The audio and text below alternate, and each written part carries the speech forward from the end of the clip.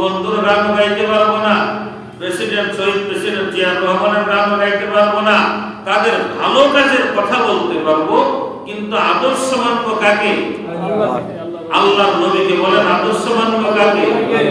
যতক্ষণ এই দেহে আছে প্রাণ, গাইবই করা আমি আল্লাহ এবং রাসূলের গান। ভালো কাজ, একজন হিন্দু একটা ভালো কাজ করেছেন, এই ভালো কাজের প্রশংসা করেন, মানুষকে অনুপ্রেরণা দেন, উৎসাহ দেন, উদ্দীপনা দেন, কিন্তু আদর্শ হিসেবে গ্রহণ করব আল্লাহ রাসূলকে। কারণ এই দুনিয়াতে যত বড় আলী আল্লাহ পীর মাশায়েখ বুজুর্গানে দিন থাক, প্রত্যেকের চরিত্রের মধ্যে কোনো না কোনো ত্রুটি বিচ্যুতি পরিলক্ষিত হচ্ছে। একমাত্র ভেজাল মুক্ত যার আদর্শের মধ্যে কোনো ভেজাল নাই, যার চরিত্রের মধ্যে কোনো ভেজাল নাই, যার কর্মকাণ্ডের মধ্যে কোনো ভেজাল নাই, সেই আদর্শবান মহাপুরুষ হলেন একমাত্র আমার নবী মুহাম্মদুর রাসূলুল্লাহ সাল্লাল্লাহু আলাইহি ওয়াসাল্লাম। আল্লাহু আকবার বলেন। যার চরিত্রের সত্যায়ন করেছেন স্বয়ং আল্লাহ তাআলা, ইন্নাকা লাআলা খুলুকিন আযীম, লাকাদ কানা লাকুম ফি রাসূলিল্লাহি উসওয়াতুন হাসানাহ। যার চরিত্র নিয়ে সত্যায়ন আল্লাহ করে থাকেন, তার চরিত্রের বৈশিষ্ট্য বর্ণনা করার মতো দুঃসাহস এই পৃথিবীর কোনো মানুষের নেই। আল্লাহু আকবার। তো নবী মুহাম্মদ রাসূলুল্লাহ সাল্লাল্লাহু আলাইহি ওয়াসাল্লামের উম্মতের মর্যাদা অন্য নবীদের মর্যাদার থেকে কম না বেশি?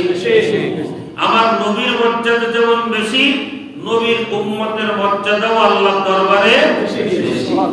পয়গম্বর আমাদের আদি পিতা কে?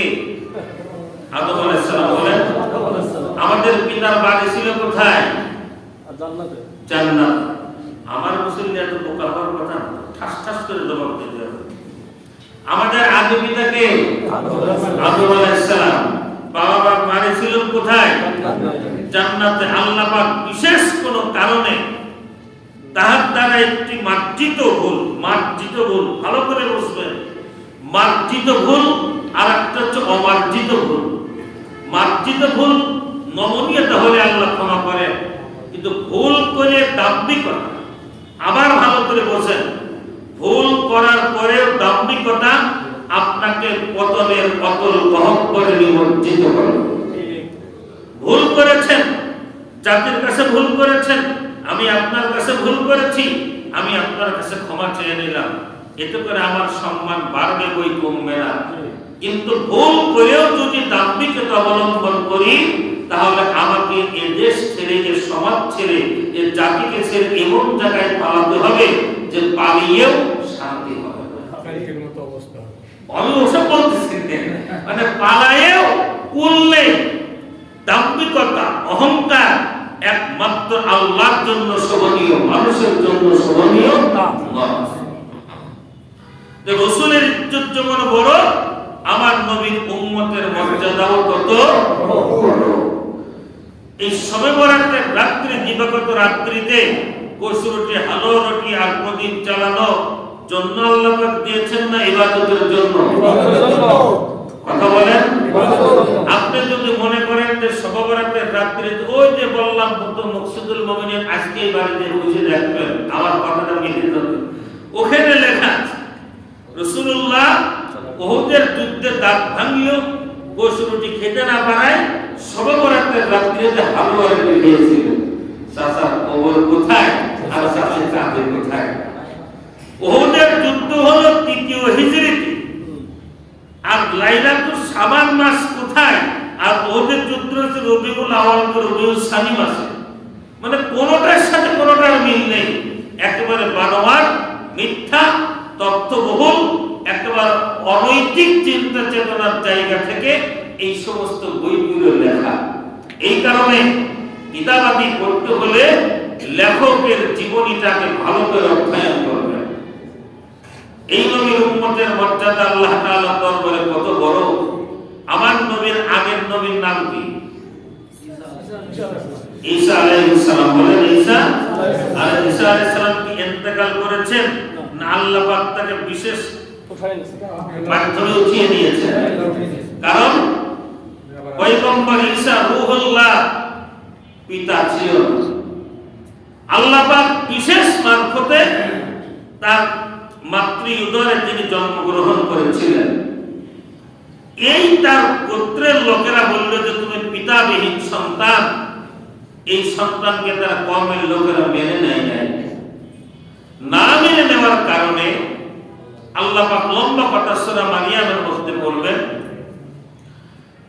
না মেনে নেওয়ার কারণে জনবহুল এলাকা থেকে নির্জন এলাকায় একটি খেজুর গাছের তলায় তাদেরকে তাড়িয়ে দিল। পয়গম্বর ঈসা আলাইহিস সালাতু ওয়াস সালামের মাকে যখন তারা অবাঞ্ছিত বলে গালিগালাজ করতে লাগলো, একটা সমঝোতা স্মারক চুক্তি হলো যে এই বাচ্চা যদি বৈধ হয় তাহলে সে নিজে জবাব দেবে। বাচ্চার বয়স 3 দিন। কয়দিন? 3 দিনের বাচ্চা কথা বলতে পারে? আল্লাহ যদি বলান বলাতে পারেন। আল্লাহ পারেন না? আল্লাহ কিছুই নাই, সব দিতে পারেন, সব দিয়েছেন। মুহূর্তের মধ্যে আল্লাহ কেড়ে নিয়ে আপনাকে পথের ফকির বানিয়ে দিতে পারে। পয়গম্বর ঈসা রূহুল্লাহ কওমের লোকেরা যখন তাকে বিতাড়িত করল, তাড়িয়ে দিল, আল্লাহর নবীজির মা তখন কওমের নেতৃবৃন্দর সাথে একটি চুক্তি সম্পাদন করল। আমার সন্তানের পরিচয় কি? আমার সন্তানটা কি? কে নিজেই তার পরিচয়টা দিবে। একত্রিত হয়ে গেল হাজার হাজার মানুষ। সূরাতুল মারিয়ামের মধ্যে 16 পারার 5 পৃষ্ঠায় রয়েছে। হাজার হাজার লোক যখন একত্রিত হয়ে গেল, 3 দিনের বাচ্চারা মায়ের কোলে বসে দীপ্ত কণ্ঠে বললেন, আলা ইন্নী আবদুল্লাহ আতানিয়াল কিতাবা ওয়াজআলানি নাবিয়্যা। আল্লাহু আকবার। 3 দিনের বাচ্চার কণ্ঠে কোনো জড়তা নাই, কথা বলতে গিয়ে কোনো বাধা নাই। স্পষ্ট রূপে তিনি বললেন, আলাইনি আব্দুল্লাহ, আমি আল্লাহর বান্দা, আল্লাহর গোলাম। আলাইনি আব্দুল্লাহ আতানিয়াল কিতাব, আমার উপর আল্লাহ পাক নতুন একটি কিতাব নাযিল করবেন। ওয়াজআলানি নাবিয়্যা, এবং আমি আল্লাহর পক্ষ থেকে নবী হিসেবে প্রেরিত হয়েছি। আল্লাহু আকবার। ওয়াজআলানি মুবারাকান বাইনামা কুনতু, আল্লাহ রাব্বুল আলামিন এত বরকত আমার হাতের মধ্যে দিয়েছিলেন। প্রত্যেক নবীদেরকে আল্লাহ পাক একটি করে মুজিজা দিয়েছিলেন। পয়গম্বর দাউদ আলাইহিস সালামের মুজিজা ছিল বিশাল বড় শক্ত লোহা। পয়গম্বর দাউদ আলাইহিস সালাম যখন হাত দিয়ে চেপে ধরতেন, সঙ্গে সঙ্গে লোহাটা হাতের মধ্যে গলে যেত। সুবহানাল্লাহ। পয়গম্বর মুসা আলাইহিস সালামের আল্লাহ পাক একটা লাঠি দিয়েছিলেন। ওই লাঠি ধরলে লাঠি, ছেড়ে দিলে সাপ। আল্লাহু আকবার। ধরলে লাঠি, ছেড়ে দিলে সাপ। আল-আসাহু ফাইদা হিয়া হাইয়াতুন তাসআ, যখন ধরে লাঠি, ছেড়ে দিলে ভয়ঙ্কর সাপ। যেমন সেমন সাপ, যার 40 ফিট লম্বা, চওড়া আর 80 গজ লম্বা, এরকম ভয়ঙ্কর একটা সাপ যদি এখানে ছেড়ে দেওয়া হয়, অন্ততপক্ষে আমার তো দৌড়ানোর জায়গা থাকবে। আমরা তো নেই। আর তার বিকট যে আওয়াজ, এই আওয়াজ 3 কিলোমিটার দূর থেকে শোনা যেত। আল্লাহু আকবার। অথচ ওই সাপটা পয়গম্বর ধরা মাত্রই একেবারে হাতের লাঠিতে রূপান্তরিত হয়ে যেত, ছেড়ে দিলে সাপ।